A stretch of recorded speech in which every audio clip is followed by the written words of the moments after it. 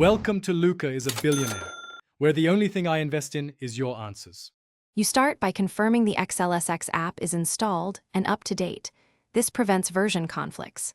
Next, find the workbook and immediately make a duplicate so you can revert if needed. Once done, open the copy and enable editing and external links only when required. You want read-write access to sheets you will change, so check permissions now. This saves time later and avoids accidental data loss. You now build structure. Create headers, freeze top rows, and standardize formats so data behaves predictably. Then define named ranges and convert ranges to tables. This makes formulas resilient as rows move. Next, enter core formulas and use 1 or 2 sample rows to validate outputs. Once validated, fill down or apply table formulas.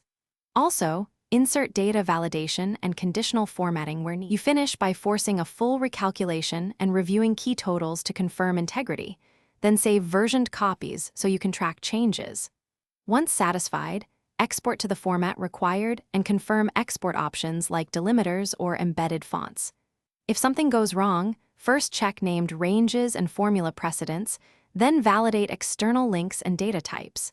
If an error persists, revert to the duplicate copy and isolate the change that caused the issue to fix it safely.